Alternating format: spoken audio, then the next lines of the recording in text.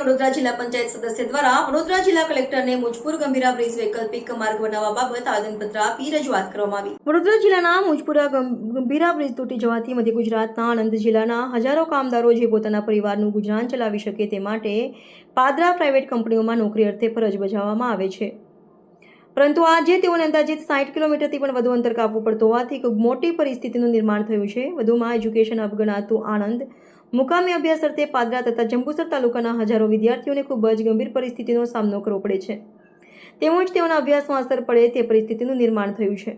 વધુમાં ખેતીવાડી કરી પોતાનું જીવન ગુજારતા હજારો ખેડૂતો આણંદ જિલ્લામાંથી ખેતીવાડી બજાર સમિતિ એપીએમસી પાદરા ખાતે રોજબરોજ શાકભાજી લઈ આવતા ખેડૂતોને ખૂબ જ ગંભીર પરિસ્થિતિનો સામનો કરવો પડે છે।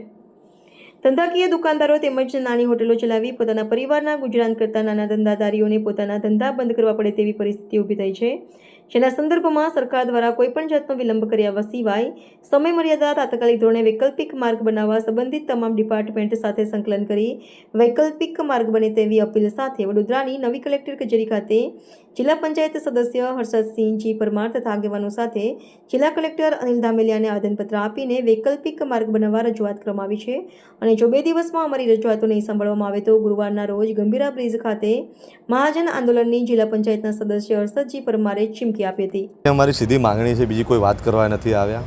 મુજપુર ગંભીરા બ્રિજ જે કોલેપ્સ થયો છે અનુસંધાનમાં આજે 1 મહિનો પૂરો થયો છે, પણ સરકાર દ્વારા ક્યાંક ને ક્યાંક બેદરકારી દાખવી આજે પણ કંઈ વર્કઆઉટ કરે એવી પરિસ્થિતિનું કંઈ કર્યું નથી અમને। તેમજ 200 કરોડથી પણ વધારેની મહાત્મા રકમ જાહેર કરવામાં આવી છે, પણ આજ દિન સુધી કંઈ ટેન્ડર પ્રક્રિયા કરવામાં આવી છે કેમ તેનો પણ પ્રશ્ન છે। એટલે સરકારને અમે માગણી કરવા આવ્યા છે। અમારી માગણી છે મધ્ય ગુજરાતને જોડતો જીવાદોરી સમાન આ બ્રિજ તૂટી જવાથી હજારો યુવાનો, હજારો કામદારો તેમજ હજારો ખેડૂતોને ખૂબ ગંભીર પરિસ્થિતિનો સામનો કરવો પડે તેવી ગંભીર પરિસ્થિતિનું નિર્માણ થયું છે।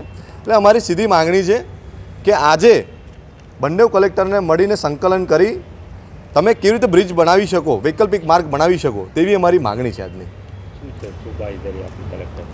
રજૂઆત કરી છે કે અમે એમાં 100% વર્કઆઉટ કરીશું। હવે એ તપાસ અને નિર્ણય એમનો છે। સરકાર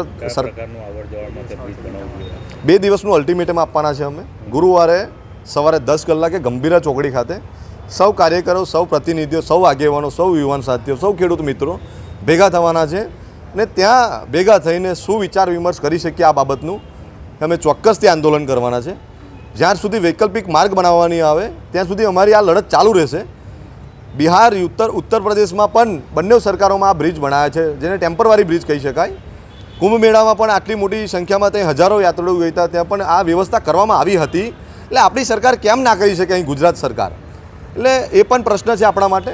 એટલે 100% અમે એમને વિચાર વિમર્શ કરવો જોઈએ। લોકોની સુખાકારી માટે એમને શું વધારો કરી શકાય તેમાં એમને 100% કેલ્ક્યુલેશન કરવું જોઈએ।